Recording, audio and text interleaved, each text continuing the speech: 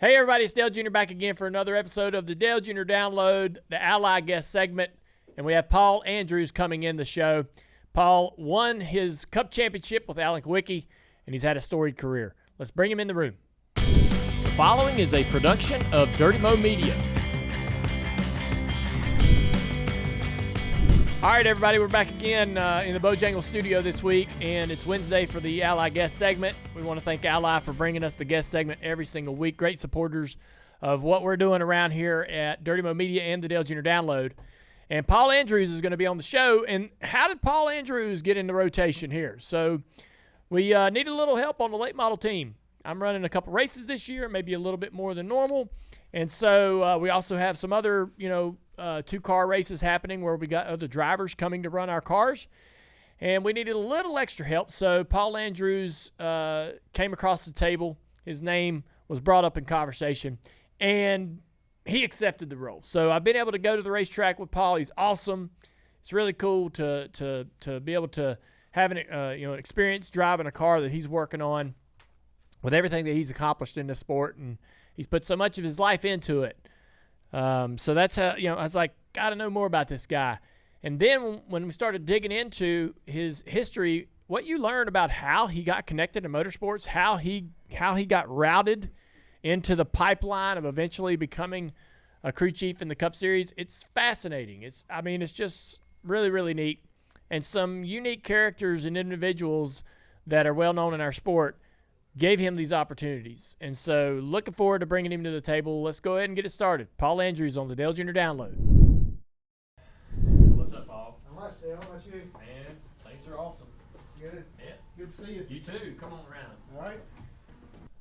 So what's going on? Nothing. Just right now, just working at home. Was actually last night working on a emergency project. So had a property, so I had to go do that. But just taking care of things, trying to get my motorhome back to roadworthy. So I can make a couple of trips with that. So you're a motorhome from your full-time crew chief days. Exactly right. Yeah, Man. Still got it. It's should have got rid of it, many years ago, but I didn't. So now I just got married to it. Yeah, it's not worth anything to sell, and so you might as well just try to fix it. Where are you going to go? I don't know. Sturgis is on my list really hard, but I don't think I'll make it this year. And then a few other mountain trips, and I got some good friends in Louisiana. We'll go back there and visit them and just go see a few things, so we'll see.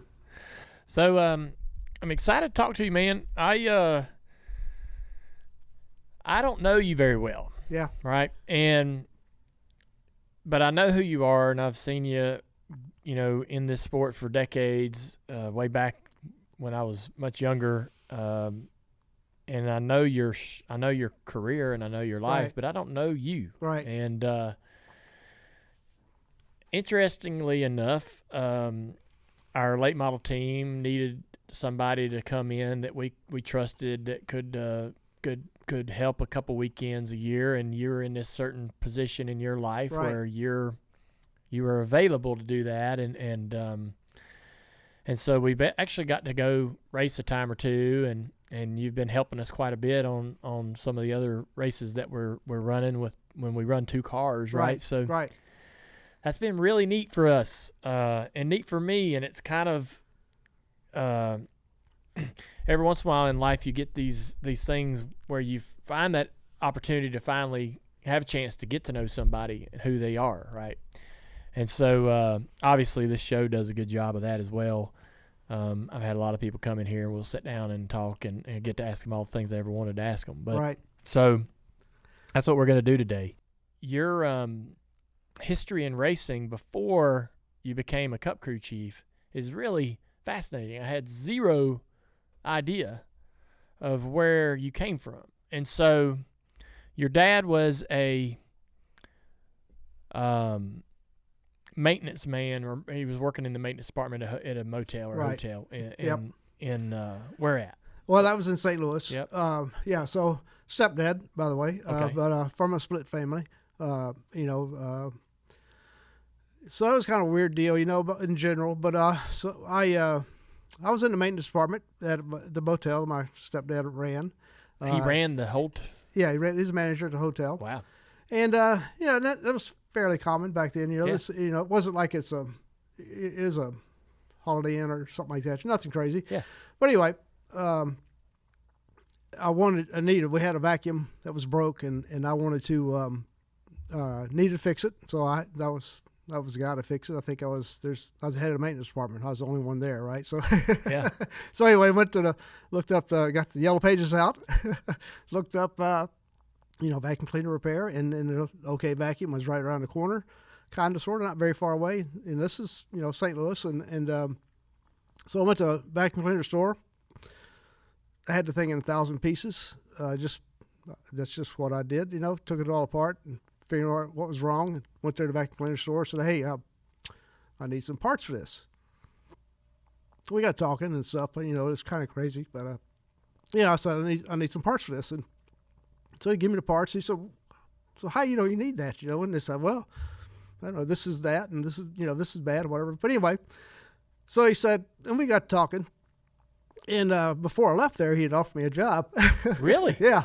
So Who is this? This is Gary Wallace, Okay. and it's Rusty's uncle, Okay. and Russell's dad, which is Rusty's dad. So, bottom line is, I went to work there, and because I wasn't getting on with my mother and my stepdad, Yeah. which we'd been apart. So that's kind of why it's a long story. We had been apart, and I tried to rekindle that relationship. They didn't raise me. Either one of them raised me, so I really didn't know them. They're almost strangers. Wow. So anyway, I was left North Louisiana. Why to go visit them. Why were you in that situation?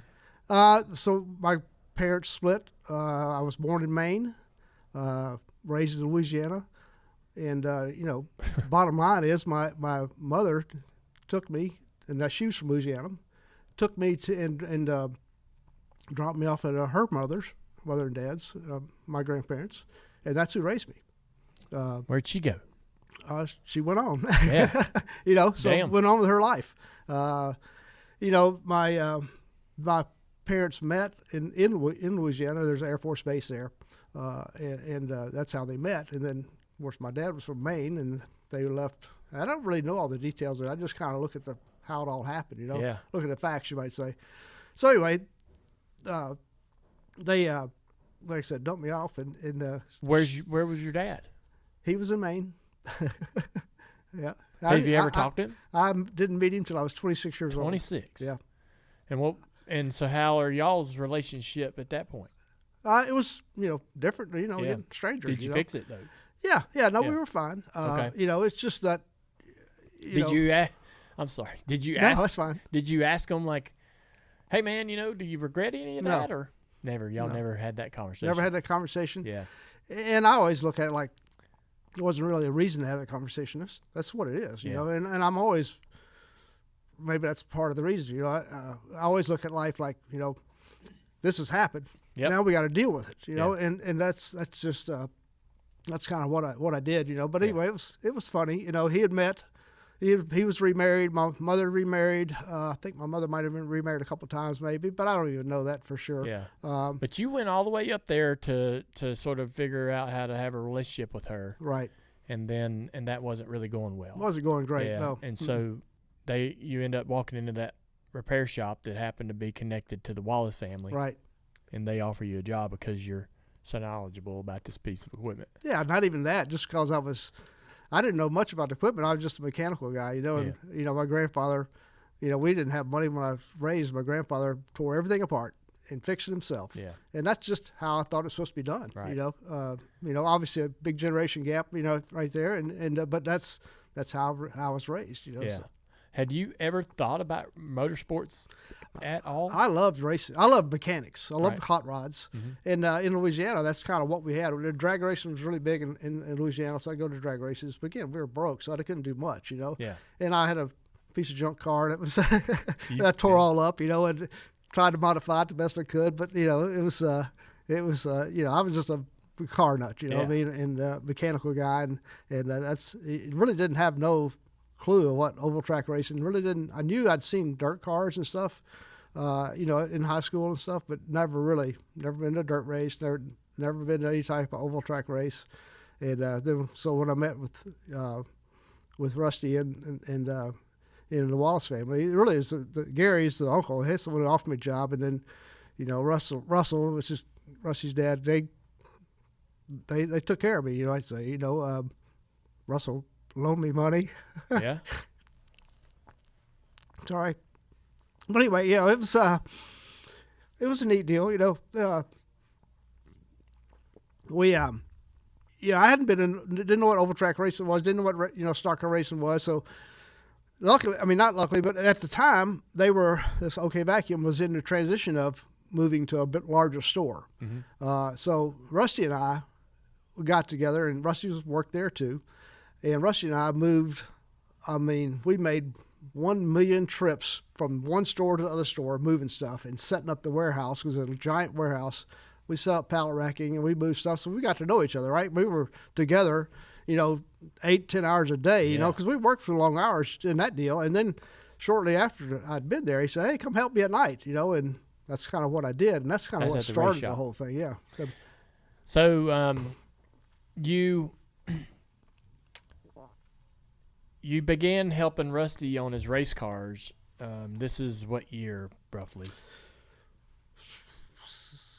Late 70s. Yeah. Right. Graduated high school in 76, so 78-ish. Yeah, 78-ish. That's interesting. With everything going on in your life, you were diligent to finish school. Yep. Yeah, finished high school, no college. No question. Yep. Good grades, bad grades, okay? Okay. Yeah. Yeah, just, didn't focus, didn't concentrate. But you did it. Yeah. Oh, yeah. Yeah. You come in, just hearing all the parameters going on in your life, you could have just easily not finished. Yeah, absolutely. Yeah, but you did. Right. When you decided that you were going to go work at the vacuum shop, and you tell your stepdad, that didn't go well, I imagine? No, it didn't go well at all, no. Did you live in their home? Yeah, lived in their home, lived in the basement. It was an apartment, but, in St. Louis, everybody's got basements. Lived in the basement, and it didn't go well at all. I think I don't even know how much longer I lived there after it was all. I lived in the shop after we got in a big fight and they kicked me out. And literally slept in the shop. In Rusty's shop. At Rusty's shop, yep. Did he have a cot in there or something? I'm trying to picture it in my mind. Yeah, it's like above the office, a little mezzanine above the office. Yeah, it's funny. And just. It wasn't great. It wasn't for a year, It was just, a few weeks or whatever until I got, I think the shop was in Valley Park, Missouri, and it's kind of a low-rent district, you might say, but a lot of industry. And so I found a room to rent there. Yeah. And, that was my goal. Got me a place to stay. And, got your own place? Got my own place, yeah. I think I worked at the vacuum cleaner store for a year before Rusty hired me full time. When Rusty hired you, did he have full time guys on his? It's a race team? It's a race team, yeah. But he didn't have a full time guy. You're the first one. I'm the guy. I was the employee the whole time. 4-boy chassis is what he called it. We built chassis. What? Yep. Oh yeah. Built chassis. Built a lot of dirt cars. Dirt racing is really big in St. Louis. Okay. So we wanted to go asphalt racing, right? But anyway, built a lot of chassis. We'd come in. I've done a lot of drag car work, really. We Saturday, Rusty would get these guys lined up. Let me tell you what, Rusty's a talented fabricator. Don't let him fool you. But we get these guys lined up, drag racers lined up. We put these 6-point cages in. We'd have them lined up at the door Saturday morning, bright and early. And bright and early is not much for Rusty being bright and early. But we'd have them lined up, and I'd start prepping them. Rusty'd bend roll cages, and we'd start welding them in, and we'd put 6-point cages in all day long Saturday. Really? And we'd do a lot of drag car work, a lot of fabrication. We'd buy front clips and then build the chassis. Just like I think it's Stocker Products front clips and just crazy stuff like that. That was the poor boy chassis part of it. And it was fun. We had a blast. Didn't know it at the time, but we worked hard. We worked a lot of hours, especially when I lived there. Right. Never stopped working, right? Just go to sleep. And but that was pretty interesting for sure. Like I said, we worked hard, raced hard. We ran 3 tracks a weekend. Friday night. This is while I know I was still at OK Vacuum for a while during this. But we went to Springfield, Missouri, which is 200 miles south, raced against Larry Phillips, and Mark might have come there some. Yeah. and then went 200 miles further south to Fort Smith, Arkansas. That's where Martin's home track. Oh. And then come all the way home to Lake Hill Speedway and race Sunday night. So same car. Awesome. One car. Yeah. And when y'all competed against Mark and Larry Phillips and those guys, I mean, how successful was Rusty? He was very successful, yeah. Really? I don't remember how many races won, but definitely won races there. But yeah, he was good. Who's teaching who about chassis? I think Larry was big on that, teaching, because we went to Larry's a lot. But Rusty was smart on chassis, Yes. very, very smart. Mm-hmm. But I think Larry had a lot of influence in that. We were down there a lot. I think we got a Dillon car eventually once for our ASA stuff come along. But I think that's all fuzzy, But I think Sure. we built a lot of our own cars, really, on the late model side. I don't think we had. Well, I don't remember going to a chassis shop and buying a chassis. Yeah. Do you think Do you think you gained most of your knowledge just out of pure experience? Yeah, absolutely. It wasn't like one single individual. No, I don't think so. I would think just a lot of experience. How much do you think Rusty knew in those early years? For the time, I think he knew a lot. Yeah. I think him and Mark were pretty close. Yeah. And I think Mark influenced him a lot. And they would talk, and Rusty, to the day he stopped driving, would tell you what he had in his car if you're a stranger, Yeah. Yeah, but he'd also want to know what you had in your car, and so he talked a lot and educated himself that way. But yeah, that was a big influence for sure. I don't know. I think Larry and Mark both were influenced on him on the setup stuff. Yeah. It's mentioned here that Rusty loaned you to Larry. Yeah. For the weekend. What's all that Well, about? that was like for a few weeks. No, really? So yeah, we Rusty got a chance to drive. There's a series. It was a pretty popular series back then to drive somebody's car on the West Coast during the winter, right? Because Stockton and remember the track that had reverse banking, Stockton, California, I think it was, and all those little pretty fast, cool tracks out there, And there's a series, and you could win the whole series and make some really good money, especially back then. Well, he got a ride because I think we were talking about doing it ourselves, and then he got the opportunity to drive for somebody. The people who had Haddix Towing, again, that's going way back. But he drove their car. Well, if he's driving and I'm not there, we're not making any money, so he's got to figure out a way to get my payroll. So he pimped me out to Larry Phillips, and we had a blast with Larry. We ran actually the same series. We were there the whole time, every race. Drove up, and we were in Colorado. I remember driving up in the mountains up there, and the truck wouldn't hardly run, so it's funny. But yeah, we had a blast out there. It wasn't one of Larry's better races out there because he'd won that whole series a couple times. But anyway, we did that deal, and I was a nighttime driver. They woke me up at 11 o'clock, midnight, something like that, and I had to take it to daylight. Once the sun started coming up, my eyes started closing. So, yeah. But I did that. Me and one other guy that was out there with him for that whole time. I think it was like a month. It was a lot of races for sure. It was a blast. In '79, y'all chased the USAC Stock Car Tour Rookie of the Year that year. Right. Second in points to Ruttman in 80. Right. Also, Rusty's getting opportunities racing for Penske in the Cup car in Atlanta. In 80, yeah. Yeah, was it in 80? I think so. I think, well, okay, yeah. Did you did you go along? Oh, yeah, absolutely. Yeah. I was there. I wasn't, I was a mechanic, and Tex Powell was the crew chief there. I was a mechanic, and just in general, Yeah. And even the short period of time I was there, Tex taught me a lot, because it's just a weekend thing, you just show up, but it's a long weekend, Yeah. back then especially. But I was there every step of the way, just trying to learn and take it all in and help them. Of course, I bet that was so damn cool being in Atlanta for a Cup race. That was right amazing. After everything you've experienced. Amazing, yeah. I drove that car around Daytona in like 2007 or something, just messing around for television. That Impala? Yeah. Really? No Yeah. kidding. Yeah. That thing's awesome. Yeah. But Rusty and you continue to compete with the ASA car, the fiberglass left-hander chassis, Artgo, ASA, right, Grand American, All Pro.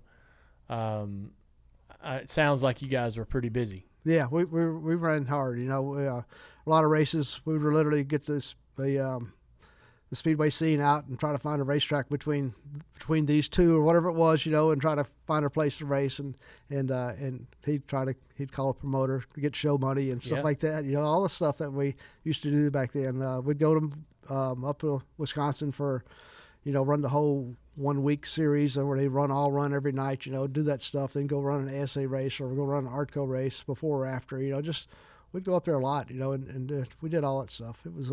It's crazy. You did all this. You won Winchester 400 in 82, ASA championship in 83.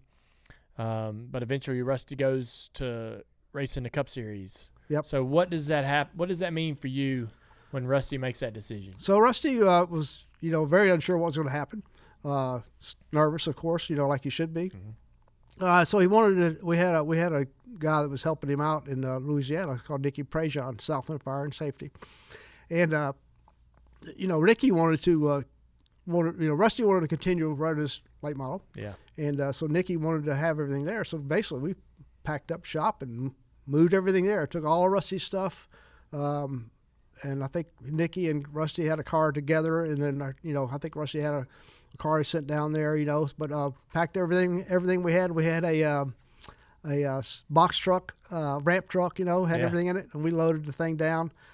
I think I made 3 trips there, and then the last one was with my wife.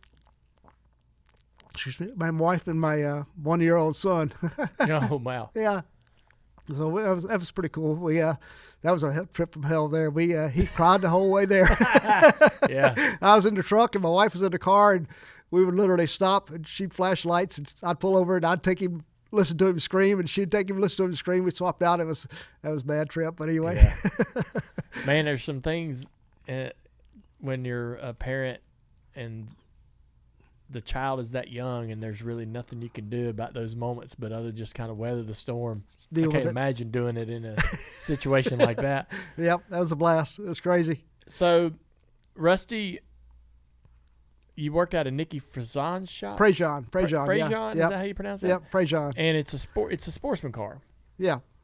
So running in like the Busch Series. Well, no, we had that. We did do that, but it was primarily for the late models. Just, the standard late models that Rusty had always run. Now really? we had dabbled in before Rusty.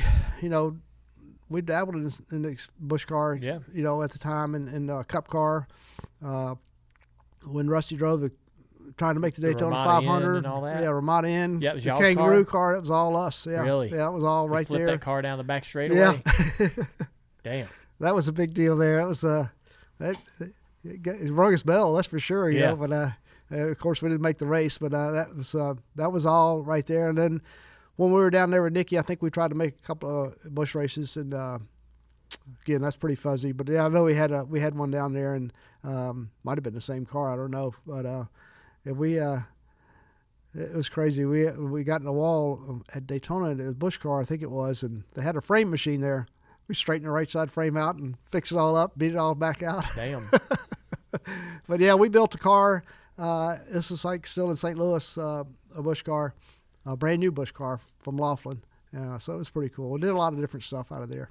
You ended up leaving the race team in '86 and getting into real estate. Yep. So try to get back with my mother again because I had. Why? All right. So what's driving all this? I don't know. It's crazy. Just try. Never completely cut her off. You know what I mean? Right. But so we tried to rebuild that relationship again. They're in Oklahoma. Oklahoma. Mm-hmm. Tulsa, Oklahoma, as a matter of fact. So we tried to rebuild that relationship, and just, I was married. I had a 2-year-old. I had a second son by then. We had our younger son Troy. He was born in Baton Rouge, right there in Louisiana. So which is kind of crazy. I was raised in Louisiana, then I have a son born there. Mm-hmm. Yeah. But pure coincidence. And then so we tried to rebuild that relationship. Obviously I had 2 little grandkids that she wanted to see and be around, and So I guess that's probably what was driving it. Was leaving racing tough? Yeah. I didn't know how tough it was till I left. Right. That's really all I'd done. I worked on, come out of high school, no real jobs, went to the, did the vacuum cleaner store, but worked for Rusty, for 9 years, I think it was, so that was real tough. How was your wife? How was she feeling about moving to? She's very supportive. Really? Yeah. I couldn't, she's been very supportive our whole life together, so. Yeah. But, it's, my mother's around when we got married, was at the wedding, but just instantly was beating her up, verbally and, and it just, I don't know, it just didn't have a high look. It didn't have a, good outlook with her, so, and that continued when we got to Oklahoma too, okay. So it just, we were successful there, bought a house, lived with them for a little bit. That was a deal. And of course we, did that again, but, it just was a tough situation. We're just too much like oil and water, Yeah. And, what was working in real estate like? It was way different. Completely different. What did you know about it? I mean, how did nothing. You just start from the ground up? Yeah, pretty much. Yeah. You go to one of those courses where you kind of, get educated a little bit, and then went to work for somebody, a real estate company, and you're working for nothing until you sell a house, right? So in the meantime, I had to eat, and I had those two little kids that needed to eat, so I worked on race cars at night. Who's? Raymond Patterson, and he was a stock car, a chassis builder, and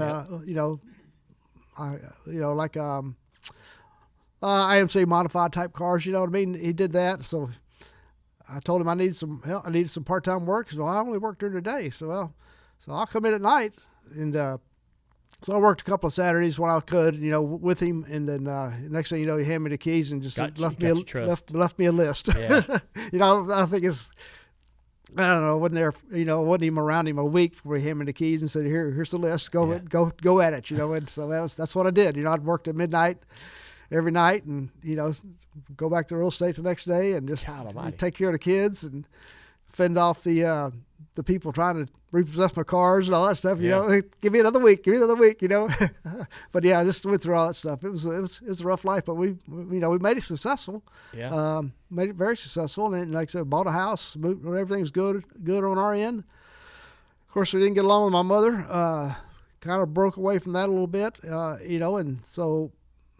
Next thing you know, which is probably your next question, next thing you know, Alan called me up, and that's how all this started here. Yeah.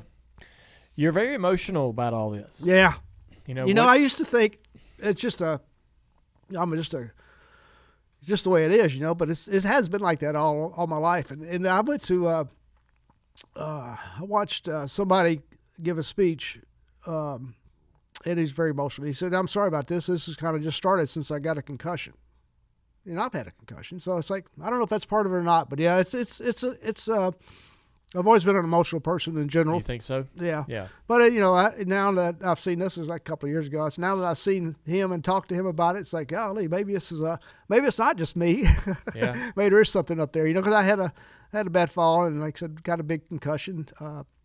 So yeah, it was. Who knows? I don't know. But very, very emotional. But I've been through a lot, so it's hard to say. Yeah, your life is up until this point, at least, has been such a rubber band. But when Alan called you, you've built this sort of foundation that you talked about in Oklahoma, right? And do you know who Alan is? Of course you know who Alan is. You raced against Alan, right? So when he calls you and tells you what he wants to do, he's got his team already pretty much, they're gathering some steam. He's been racing the Quincy's car a couple of years and got his team in a good direction. You go out there and see the shop?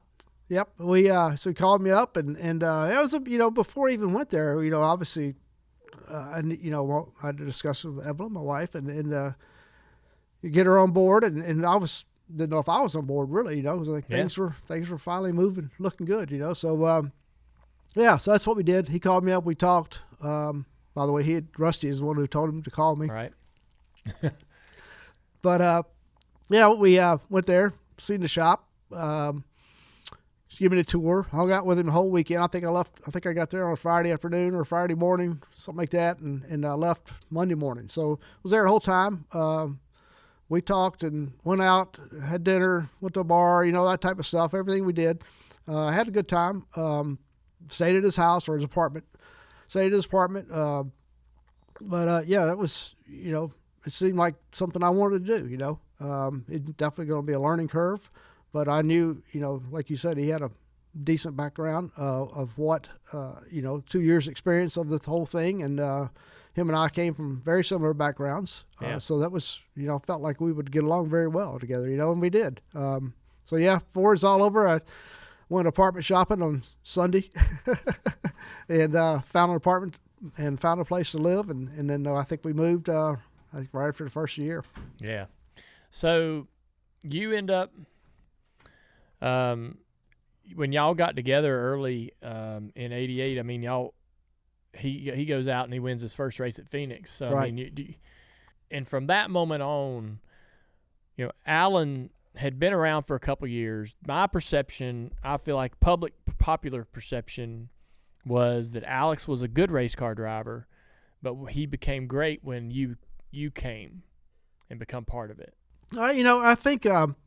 Well, I was definitely there when it happened. You had a big influence. Had a big part of it, So, Alan. One thing about Alan is you had to you couldn't BS him. He had been there too. He's done all his own stuff. You couldn't say that you can do this and not be able to do it. Somewhere along the line, you're going to get tested, and that was the biggest problem with people coming to work for Alan. They would BS him and.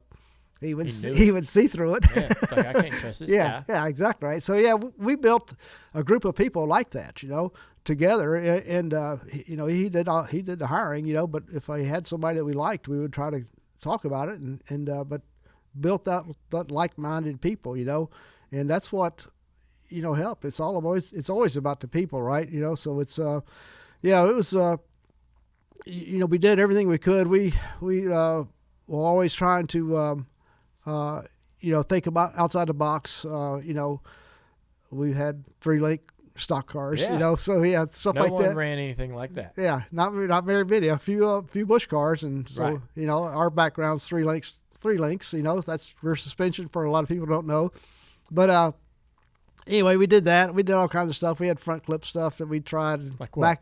Back then, there was banjo cars and which is rear steers, and Hopkins has come along. Somewhere in the middle of all that, because he actually worked for Laughlin back in the day, and then there's Hopkins cars and Hopkins suspension, and so we were all over all that stuff, Yeah. Ronnie Hopkins, I don't watch your shows all the time, but whenever I see you, I try to watch quite a few.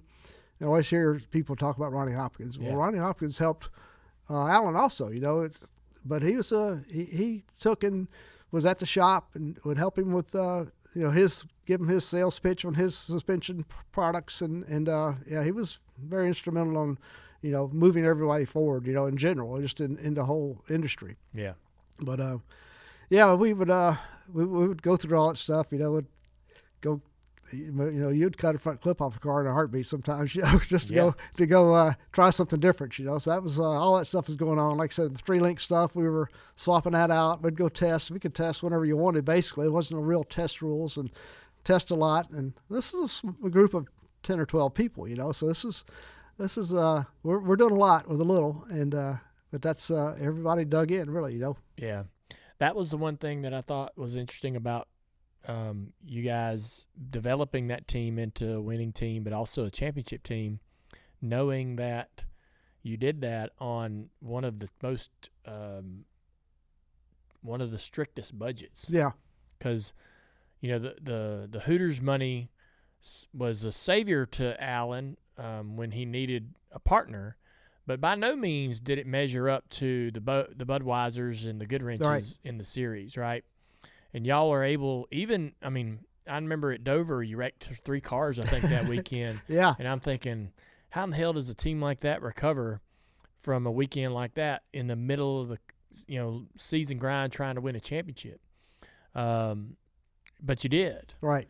And y'all, how do you think, when you look back on that, how did you manage the financials of it, and how was Alan instrumental in that as well? Because, you couldn't overspend. Right. Alan wouldn't survive, and he knew it. So everything went through Alan, He ran the team as far as a financial standpoint. He didn't have a bookkeeper. He had a secretary. And, you look at the checks, I still get somebody will send me a picture of a check with his name signed on it. He signed the checks. Whenever I buy something, if I had to, if it's something big, we obviously talked about it. If it was little, I actually had to start a process where I would approve the receipts, like when we got it in. Yeah. And then, I put my initials on it, and we kind of started all kinds of processes like that, to help him. But yeah, he ran it all, He liked setting up his own cars too. He set up most of his cars. He was right there doing it the whole time. That's just what you did back then, And again, small budget. Not everybody did. Well, that. Yeah, that's what we did back then. Yeah. Not everybody was doing it y'all's way. No, you're right. Yeah, exactly right. Yeah, it was. But that's kind of the life. That's how we were brought up as a group. How sustainable you think was that for Alan? Well, it already changed in '93 after we won the championship. We had to make huge changes in how we did things. Give me more responsibility, it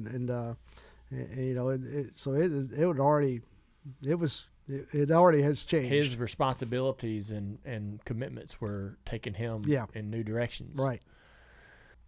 Alan's passing was a tough moment for everybody in NASCAR. That was a really difficult stretch with everything going on with the Allison family. Right. And I know this is a very emotional thing for you, and I don't want to make this difficult. But what? I guess in researching this in our notes, you were supposed to be on the plane. How? Go ahead. How real is that? That's about it. It's about as real as it gets.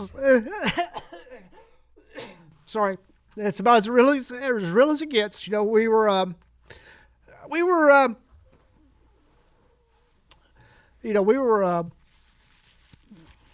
think Darlington was the last race we ran. Yeah. Pit stops were okay. They weren't great. And I think that was a year where we went to 2 impacts. I think instead of 3, because we used to have 3 impacts, which was pretty cool. But we decided as a group. So I guess what started was Alan had to do this appearance in Knoxville, and Bristol's not very far away, right? So we decided, and that was our plane. That was one of the perks was to fly to the races. That was a Hooters plane. Hooters owned it. That was part of their compensation package for for '93, and so we decided as a group, as a pit crew group, to go ahead and just hang back.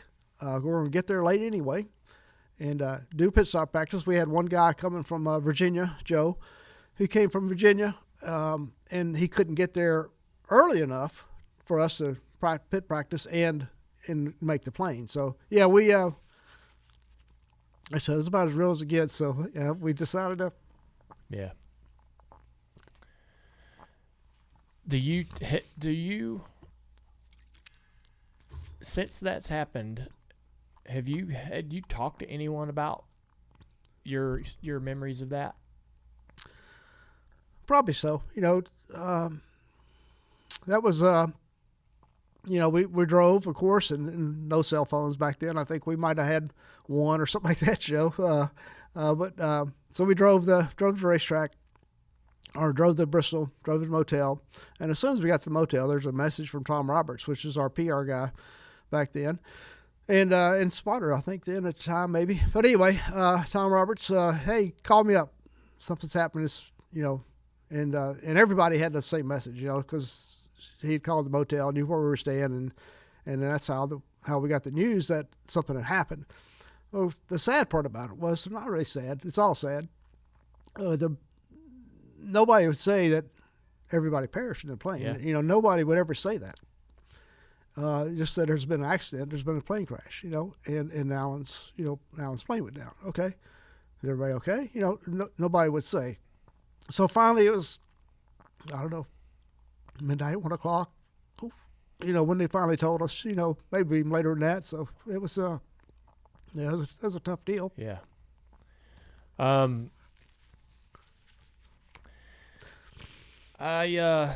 I hate that that's so emotional for you. I mean, Yeah. I you know, everybody handles this differently. My sister with my dad, my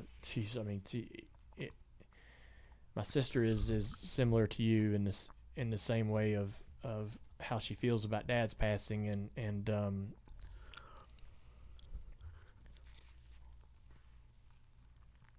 I don't know. No, I didn't know that this was as emotional as it was for you, and it makes me wonder how you were able to pull it together, right? Not just for the next day, but the next year and the year after that, and you even stayed with the team. I mean, how painful that must have been, but I mean, because I'm sure that you could have done other things. Yeah. You know, it was tough. There's no doubt about it. Yeah. But you know, we all felt like we had a job to do. Was there this sort of when Dad passed away, DEI motored along on this idea that we were doing it because it's what he wanted, right? Or we were doing it for him, or we're seeing out his vision, right?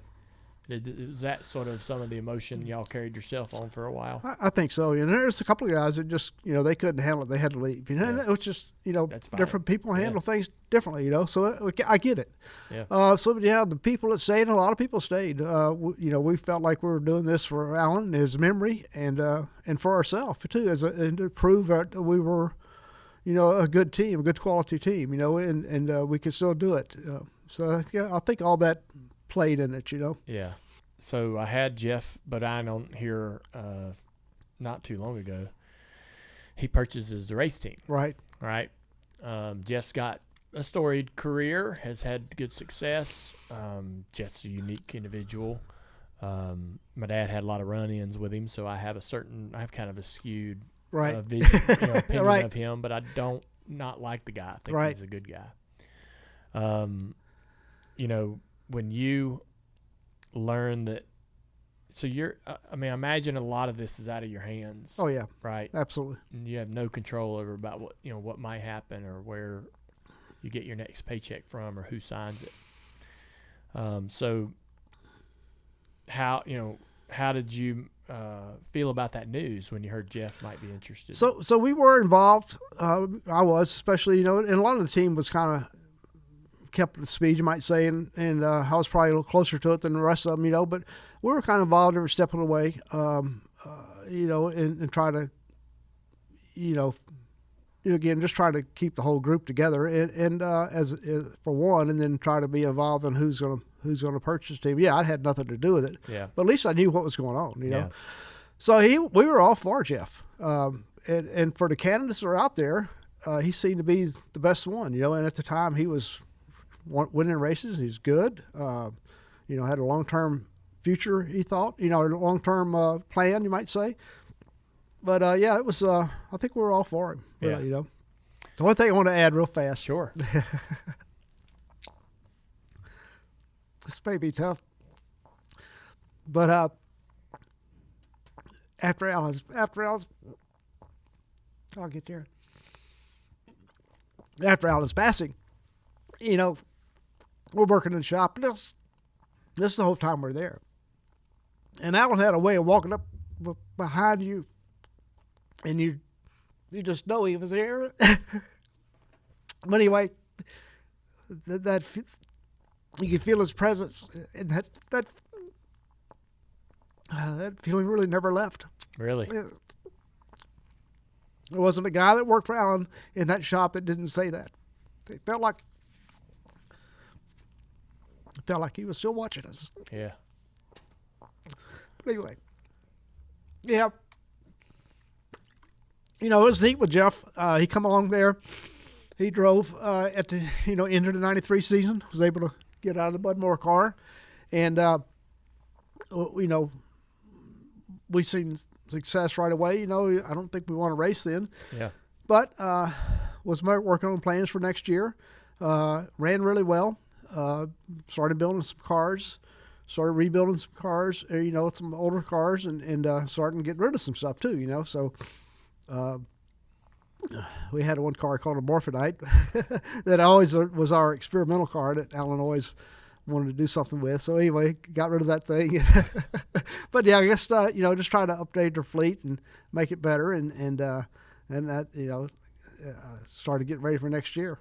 Also, around that time, Hoosier was back, and Jeff would tell us that he played a significant role in developing the tire that they would run. Absolutely. Tons of testing. Yep. I guess they had other drivers doing the testing, and Jeff was like, "Nah, that's not working. I'll do it." Right. It would pay off because you'd take that tire and you'd win races with it. Right. Now, I'm not sure if you were there when this happens, but Jeff, the Hoosier deal goes away. Right. Right. What Jeff put in his book was that he had went to Bill France and the leaders in NASCAR and said, he felt like that he had Hoosier in a good place. Right. Right. Well, when Goodyear got their house in order and NASCAR realized that they were back stable again, they would recommit to Goodyear, and Hoosier would have to leave. And so when that basically put you guys back on Goodyear tires unwillingly, but to continue to race in the NASCAR Cup Series, that's what you'd have to put on your race car. And Jeff swears that they did everything they could to screw him over in terms of physically giving him bad tires. And I was curious. You were there. You were working right on top of it.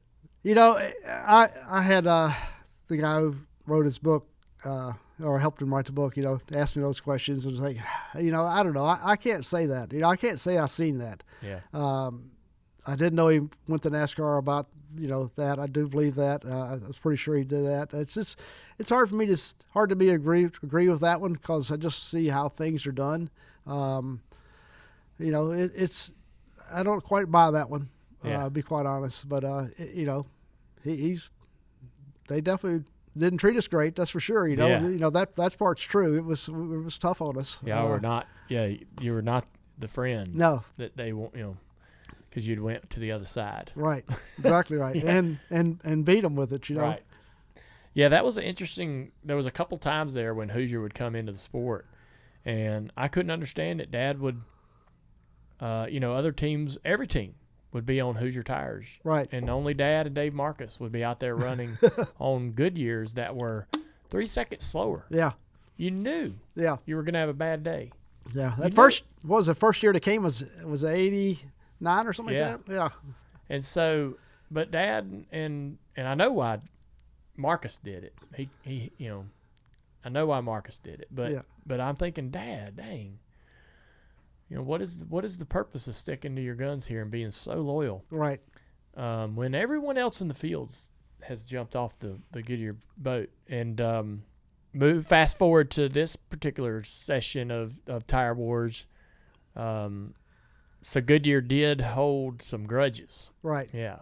Absolutely. What could they have done to limit your test time, not call you to, Yeah, we definitely didn't get to do any Goodyear tire tests. Right. That's for sure. Right. But it was. I don't know. Actually, I don't agree with Jeff's theory on that. Yeah. It's hard to say, but they just it's a little hard on us on NASCAR. Of course, you probably get your tires late. Stuff like that. But it's just part of the deal.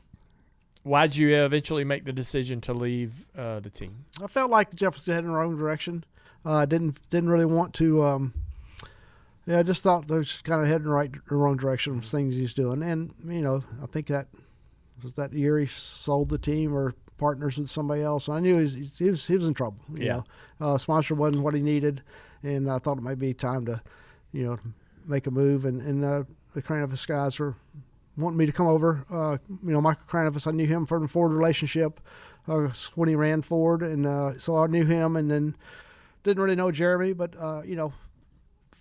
got to know him a little bit, and thought he's up and coming, and thought it'd be a good move. How'd that experience go? That's good. It was started off. The company started off as Cranevus Haas. Carl Haas is a partner with Michael Cranevus, and then eventually went to Penske Cranevus when Penske bought out Carl Haas's portion.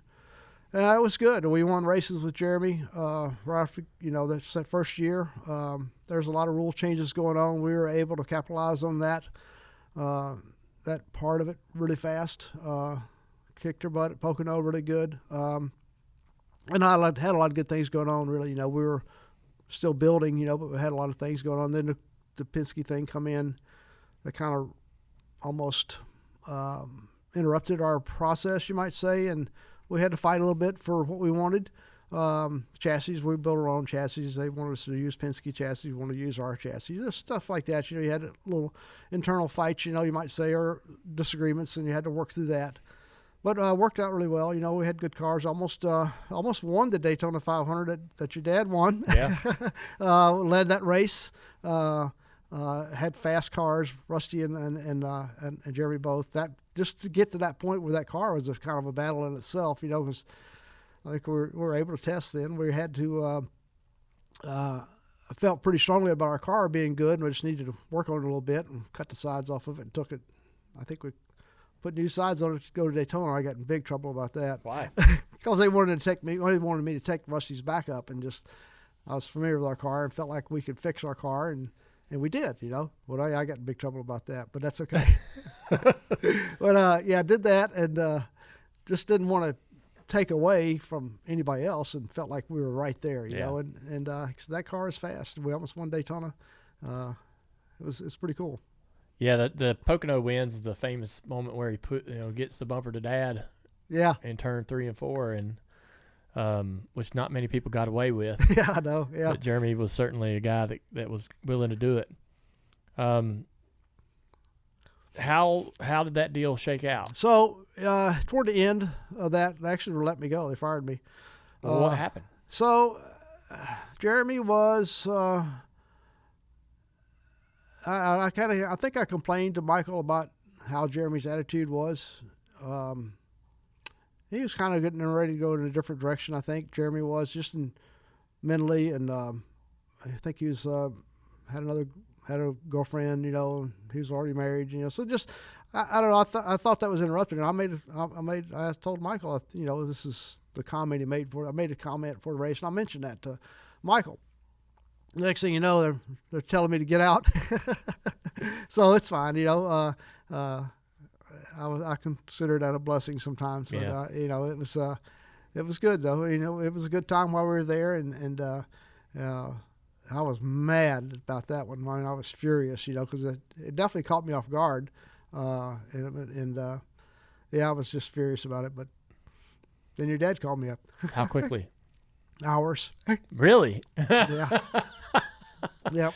So Ty called me up, Norris, and he said, "Hey, Dale wants to talk to you." I said, "All right." Well, obviously, literally, it was hours. Yeah. So I said, "I can't right now." He said, "No, you got to get over here. You got to get over here now." Why couldn't you? I don't remember what I was doing, but I was doing something. I cleared out my stuff. I had to get everything out of there because they were going to take it if I didn't. So I got everything out, cleared everything out, which I caught them off guard. But I took all my notes, and I was and like I said, I was furious. Had to get stuff gathered up. So anyway, I had gone done, and I was doing something. I don't remember what it was. I felt like it was pretty important, obviously. Next thing you know, Dale calls me up and said, "No, you got to get over here now. I got to leave. You got to get over here right now." So all right, I'm headed that way. So Dad called you. Yeah. He finally called me. Yeah. After I told Ty, give me a little bit. And so what happened? They hired me up. You walked over there? Yep. And who's in the room? Ty and Dale. And they said what? Come on. Yeah, that was it. I mean, they tell you what you're going to make or nothing? Well, probably. Maybe Ty did. I don't remember. That wasn't really important to me at the time. I felt like it'd be fair. I think when we got down to it had a good bonus structure, and that was, I'm good with that. I felt like I'm going to win races, so I was yeah, I mean, didn't care what happened. Yeah. It just come to work, come to work, go be Park's crew chief. Yeah. Steve was, up and coming and yeah, hard racer. Yep. Buckled in, dialed in. Yep, exactly right. He'd come off that wreck in Atlanta, but he was back from that, and Yep. it was good, and just they weren't really going anywhere. And then I think they had already let the crew chief go. I think it was there before. Yep. So anyway, I come in, and I think our first race was the Open, and I don't think we won it, but ran good. Just like, I think I think I showed up at the track to crew chief the car. I don't think I ever seen the car till we got but I may be wrong on that. But I never even got to touch it. Really? So how did you enjoy working at DEI? I loved it. Really, it was good. Got along good with everybody. Was able to help build it. Of course, you were coming along. Shortly after that, or were you bush racing in, or were you cup racing? Bush racing in '99, cup racing in 2000. Okay, so you were already cup racing, right? So, that was because 2000 is when I went there, wasn't it? Yeah. I think, yeah. So it was. I thought that was really good. It's hard to get along with both Tonys, just because they were guarded. Tough. Yeah. You know what I mean? They're good at it. I get it. Yeah. They're guarded and focused, and they're on their own deal. Which is fine. So I felt like that we, was able to do a lot with that short period of time we were there, before everything blew all up. Yeah. So I don't remember what would end up happening with your role at DEI. So again, the years kind of get fuzzy, but anyway, Park was there. We won those 2 races, and then and Park got hurt, and then we brought Kenny in. That was my suggestion to bring Kenny in, and that worked out really well. Kenny Wallace. Yep. And then Park was coming back. We all did the testing. Went to Charlotte. And, did all that stuff and thought he was good. And still thought he was good. Thought that was the right decision, but that things didn't go good when we got back. When he got back, Park got back, and then. Got people beating on my door, trying to get me to come to work for them, and then and told Ty at the end of the year I was going to leave, Yeah. And then this is 3/4 way through the season, Mm-hmm. So, and then things started going downhill some more, and they thought it was time for me to go ahead and go, so and that's what I did. Where were you going to go? Roush. Okay. Yeah, went to Roush, worked for Jeff Burton, and then that didn't go very well either. Why not?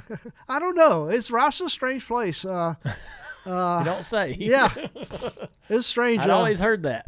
Yeah, it was tough to work there. They would they'd tell you everything, but I don't think they ever did. It was a tough place to work. Jeff was probably on his downhill slide of his career. Probably didn't help none, and I was super excited about it, come in and I wanted to lighten their cars up, and I did, and that ended up being a big fiasco. They didn't want to do that, so they put the weight back on them. Just I did things that I thought was better and proved it's better and made them lighter, but we don't want to do that. So it's just crazy stuff like that. It's it was a tough deal. I was miserable at the end of that. Wow. And I said, man, just take me away. Let me go. Yeah. This is not working. Get me out of this. I've had enough, Yeah. and they did, eventually, it took a few more races, but it was a tough deal, You'd go work for Casey Kane in the Xfinity Series and then eventually move over to Petty Enterprise in 2005. And this is working for Kyle Petty and Bobby Labonte. And you mentioned default. Right. So 2007, you're changing a light bulb. Yeah. On a ladder. Well, yeah, adding a fixture is what I was doing, yeah. In the shop. My shop, yeah. Mm-hmm. Your home shop. Mm-hmm. So what's going on? So, Tim Tim had his Bush North car, my son Tim, Bush North car, and him and his buddy just pushed it outside to do a little Bondo work on it, or was going to, just low budget deal, just paint the nose. So they pushed the car outside. All right, so while this car's outside, I need another light here. And at the time, there were those big Mercury halon lights, but no ladder. I mean, no lift, just a ladder. Climbed up the ladder, which I'd done 100 times. I'd run electricity from one end to the other of that shop, on that ladder. Well, I guess it was just a wrong angle or whatever, and I'm pushing up with a drill, which is obviously pushing down on the ladder to drill a hole to put a junction box there. And then the ladder went down. And I remember nothing. I mean, that moment, I vaguely remember that day.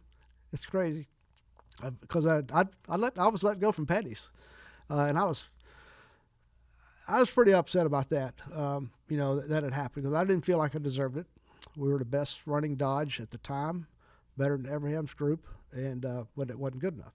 Which, okay, I get it. So anyway, the Petty guys that came over, they were at the wind tunnel that night or that day, right, whatever.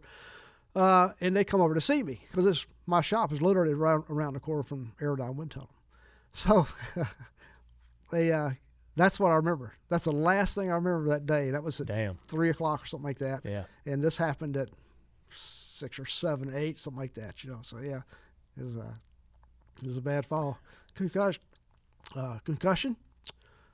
Shattered my heel, my left heel, and messed up my ankle joint, of course.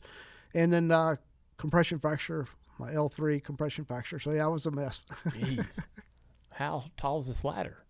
Holy smokes. It's 18 feet. Yeah. Yeah, 18 feet, 20 feet up in the area. And the doctor said I jumped because the ladder was going down. And then I said I jumped because the ladders was here and I landed over here, So it's like, and it's not funny, but Tim said that him and his buddy had just stopped the DAs, just stopped grounding for a second.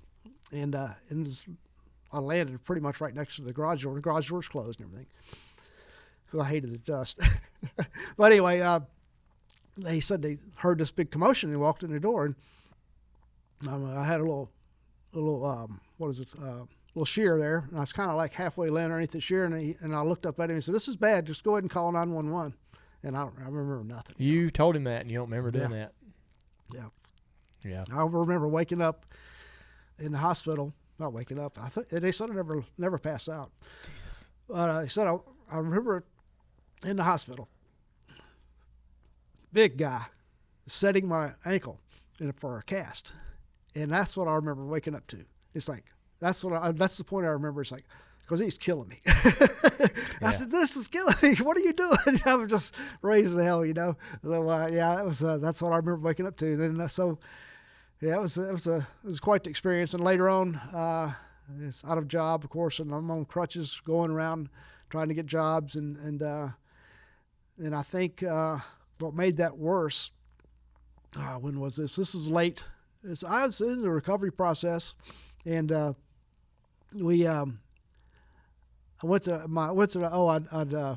had a motorcycle. And I was moving it into the basement, and I was already on 25% weight on my ankle and a half boot, moving right along, Well, I wanted to just stand this motorcycle up and just move it back 2 feet. Well, I slipped on me, and I put a lot of pressure on my foot right then, and it hurt. And I was like, So anyway, I didn't think nothing about it.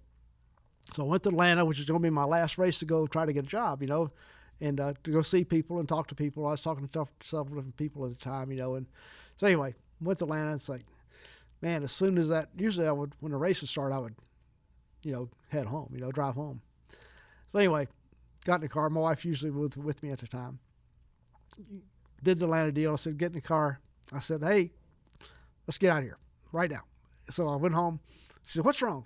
So I told her what I did. She's ready to kill me, of course. So anyway, called up the doctor and said, hey, here's what I did. Come in here.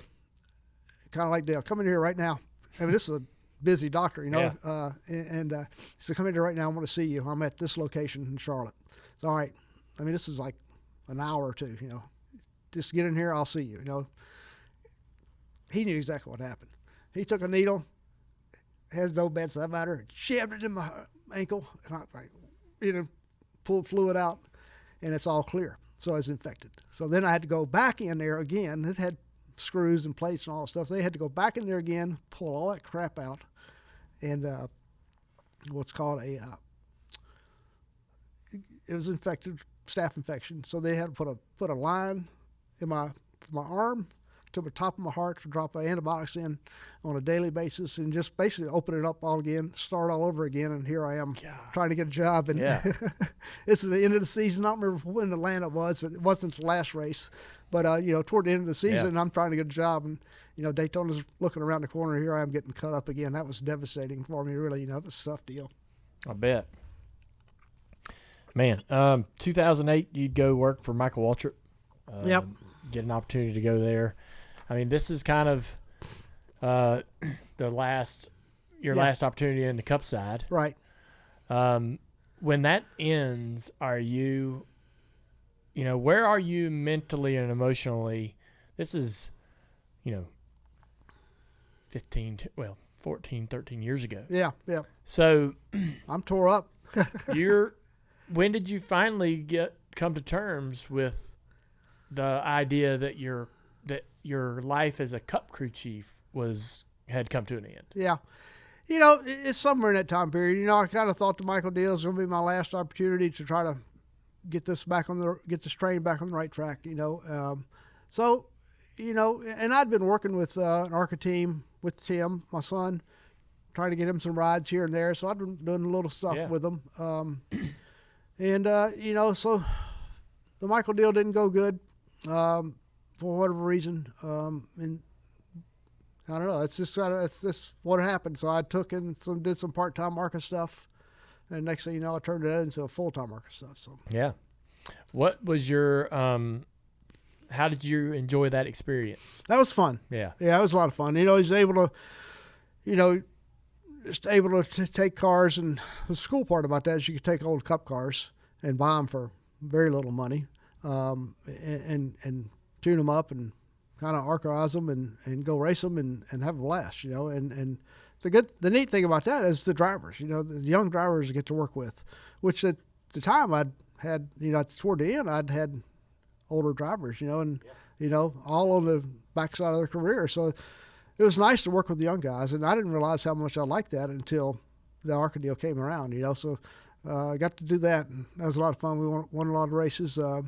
We won one championship with them, and I think it all just kind of came together. It wasn't really that's what I wanted to do. Just I did it out of necessity, and then next thing you know, here's an opportunity for this and an opportunity for that, and then hey, won't you take our ARCA team and move it from Georgia to North Carolina, and at the same time we got an affiliation with Penske. So okay, well I know the Penske guys, and it just all worked out well, So was able to still be around Cup cars, and that schedule was short enough, 20 races or so, where you could still do other things too. Still trying to help Tim race. That had kind of went by the wayside shortly after that, But yeah, it's was not really what I intended to do, but that's just kind of the opportunity was there. But it was a blast. We had a good time. I think we did that for 10 or so years. Really. Yeah.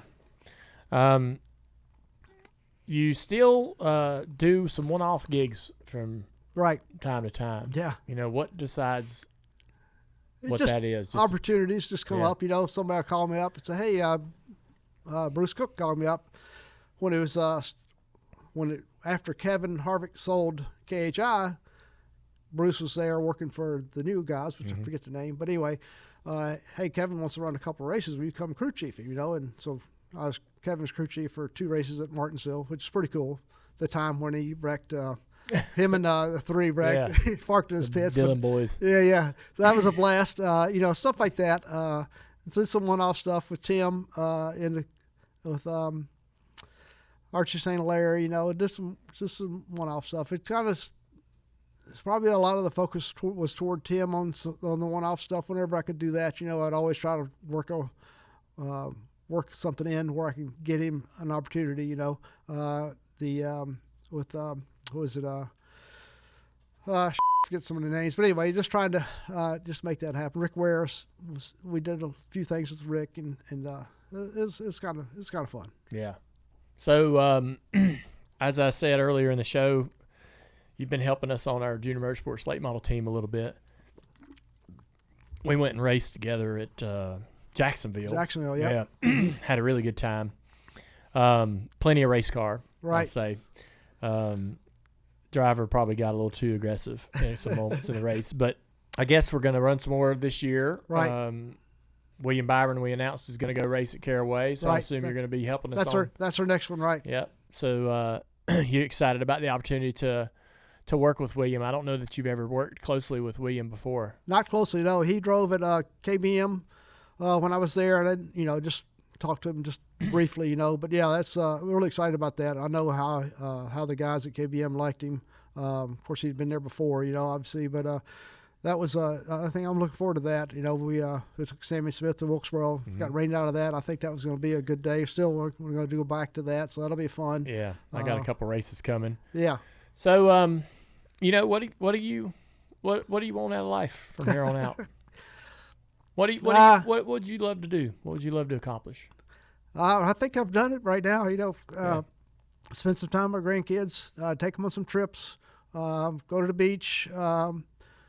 Take care of the few things I got. Got a couple of properties, so just take care of that stuff and just chill out for a while. So I've been wide open for a long time. So it should be fun. Yeah, I'm looking forward to you enjoying all that, man. Yeah, I like the racing. When you guys called up, Brian called up, it's a good opportunity. It gives me a little bit of racing that I like doing. I mean, I've been doing it all my life. I don't know nothing else really. So I'm excited about that. I have a good time with that too. Yeah, I'm kind of doing it for the exact same reasons. I don't want to quit, but I just kind of want to enjoy it at the right amounts. Right. Right, in the right portions. Right. And I think we were talking about this on the show yesterday. I think my Xfinity stuff, I'm probably winding down to not doing that much at all anymore. But this little late model car, it's just so fun and easy to go for one weekend, and it's good, not too hard on my family, and, right. and it's not too big of an ask from everybody at home to go out and get a fix, right? Get that racing fix. So I appreciate that you're excited and willing to be a part of that with us, and I've enjoyed the opportunity that it's presented for me to get to know you better. And I'm thankful for you coming on the show today and talking to us. I've always wanted to talk to you about you're so well regarded and respected and at what you accomplished in the Cup level, and particularly with helping Alan win his championship. But I also had no idea about your connection to Rusty and how getting employed at the vacuum repair shop really was the catalyst to everything. Yeah, it really was. That you experienced in motorsports. It's pretty fascinating. Yep. Well, I appreciate it, Paul. Thank you for coming and joining us today. Thank you. I appreciate it, too. It's good to be here. Yes, sir. Paul Andrews on the Dale Jr. Download. All right, so that was a fun interview, a great interview, but very tough at times with Paul Andrews. I just, taken aback a bit on how difficult that all was for him to share. And even some of the, I don't know. I mean, the guy just seemed to have a lot of emotion going on, even as we're wrapping up the show. He's just kind of having a hard time managing, I guess, all the thoughts going on in his head, in his mind. And I just hate that he feels so much weight. I hate he's carrying so much. Yeah, because I like Paul. I think Paul's such a nice guy. I think if you listen to the interview, you got to feel the same way. Easygoing. But just a lot on his shoulders, and I'm not sure that I just wish that I could help him. I don't know. I wish that he could talk to somebody or sit down and sort of get all this off his chest. And maybe this show helps a little bit. I don't know, but I don't know. I don't know that it will. I think he think he's got some tough things to sort through. Or he just decides, like a lot of hard-headed guys from his generation, to carry it on. But I've enjoyed getting to know him. I've really enjoyed being at the racetrack with him. When we were at Jacksonville, it was just sitting there looking out the windshield of that car going, I can't believe it. Paul Andrews helping us today, working on my car. So anyways, hope you enjoyed that interview. Pretty fascinating to learn about how Paul got connected to motorsports and working with Rusty Wallace all those years. I had no clue that was part of his life. I want to thank Ally for bringing us the guest segment every week. They're such great supporters of everything we do here at Dirty Mo Media and the Dale Jr. Download. And they brought us another Ally this afternoon. No matter what you're saving for, whether it's race tickets, a car, or a new home, we're all better off with an Ally.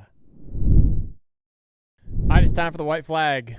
Dropping last Sunday night, the teardown with Jeff Gluck and Jordan Bianchi. Dropping Monday, Actions Detrimental with Denny Hamlin and Door Bumper Clear. Make sure you go listen to those. Yesterday, our Dirty Air show. And dropping today, Speed Street with Connor Daly and Chase Holden. Tomorrow, DJD Reloaded and Dirty Mo Doe with Steve Letarte and Tampa Timms is back. And don't forget, Wendell Jr.'s Ride launched yesterday. The 14-year program is trying to raffle off a brand new 2024 Chevy Corvette Stingray, $25 per ticket. The program runs until September 30th or until tickets are sold out. Thank you, Chevrolet. And the Dale Jr. Foundation is covering all the taxes on this nice Corvette. Junior Motorsports announced Monday that William Byron will be piloting the number 24 HendrickCars.com late model entry in the Cars Tour event at Caraway Speedway on Wednesday, July the 3rd. So you'll want to watch that race live at Caraway or on Flow on July the 3rd. Also, the Denny Hamlin Bracket Challenge, Round 4, kicks off at New Hampshire. Follow your bracket at dirtymomedia.com/bracket challenge. Final four. Yeah. Yeah. Pretty cool, Andrew. What else we got? Well, I don't know if you saw, but last week we had a clip go pretty viral. Really? And it was about you saying that craft beer is not your favorite. Yeah. Oh, So, I guess y'all like it when we go viral.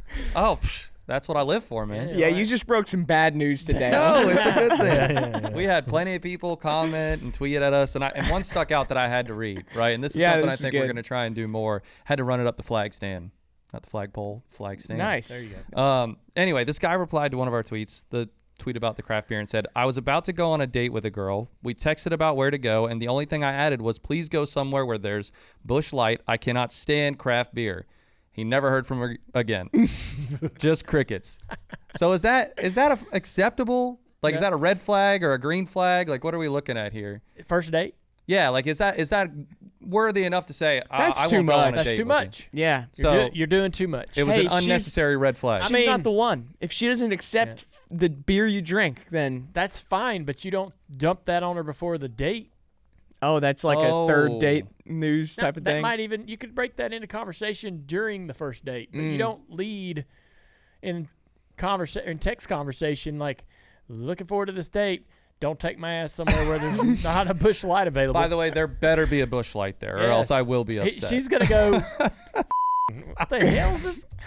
I would be, if she was like, I don't like sushi or take me here because I like this. I'm like, damn, we ain't even got to the date yet, and I'm already getting like parameters. Yeah. And, I think I don't have a problem with that. Like, hey, like, what do you where do you prefer well, to I mean, go? you've got that sorted out, so that's a bad example. I'm just saying, like, she's going to be like, they better have sweetened tea. I don't like unsweetened tea. So don't be difficult, right? Don't be difficult. Play along. I don't think that's being difficult. You're lying. That's what I think. Right. You're only trying to argue to argue. So I swear I'm not. So I don't you're think giving that's this guy that the big of green an flag. ask. I don't think that's that. I think That I is think a the fine- girl is out of line for not calling. Now is- that might not be the reason she didn't call back fully, but that is a reasonable thought to have, but it's not what you share before the first date. You wait you do it there until maybe. you get a little groundwork laid. You got some trust. You're liking her. She's liking you. And then it's like, hey, What do you like? These are the things I like. These are the things I don't like. You do that in person. What do I have? You have a fiance and you're married. I got nothing. Yeah. We didn't scare him off with like bullying details about our first date. This is how it has to go. That's probably. I didn't surprise her with anything crazy until well after. Never mind. I'm just gonna listen to you guys. Amy would have been like totally turned off by something. Really? Like that. Yes, any girl would. Yeah, it's my I problem. have to think that would be like a okay, that's weird. Just doesn't seem like that big of a deal to me, but apparently this is. I think on both sides we could have come to an agreement. You know, he likes Busch Light, let him like Busch Light. But yeah, like, wait to say it. You know, you don't need. Speaking of, have you ever had a natural light? I have. Would you have natural light before Busch Light? No, Or Busch Light before natural light. I'd go Busch before Really? natural. Okay. That's just me. Yeah. All right. Just curious. Hey, to end the program on a really awkward note. How else would we want it? I brought these pickles. Hell yeah, dude. I'm holding in my hand. That's so rock and roll. I'm holding in my I'm holding in my hand. Oh, it's show and tell. No question, the most delicious pickle in the entire country. I'm not going to go world, but I'll just say there's not a better pickle than this one right here. All right. Yeah. It's he's gonna edit this out. Oh, so yeah, he's exactly. No, I was like, I'm sure, keeping dude. this in. It's from a place called Butler's Orchard. Garlic and sea salt dilled pickles. Butler's Orchard. These people haven't they haven't gave me a dime to pitch these pickles, but they are so freaking good. I just love to share great stuff that people might enjoy. You can't order them. You have to go to the orchard. Wow. And the orchard, where's Butler's Orchard? I think it's in, well, you could look it up. I think it's in Pennsylvania, Maryland, somewhere up in there. How'd you get them? A buddy of mine brought some down, and I loved them, and every time he goes back up to visit family up there, they get me another case. So you got a pickle guy. Yeah. They are so good. Let's see. It looks like it's in, what's MD? What state is that? Maryland. Maryland. Butler's Orchard. It's a doctor. Yeah. These, the garlic and sea salt pickles, dill pickles, insane.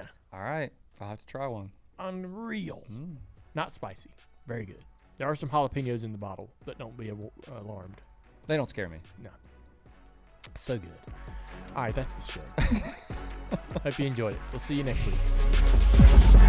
Check out Dirty Mo Media on Twitter, Facebook, TikTok, and Instagram.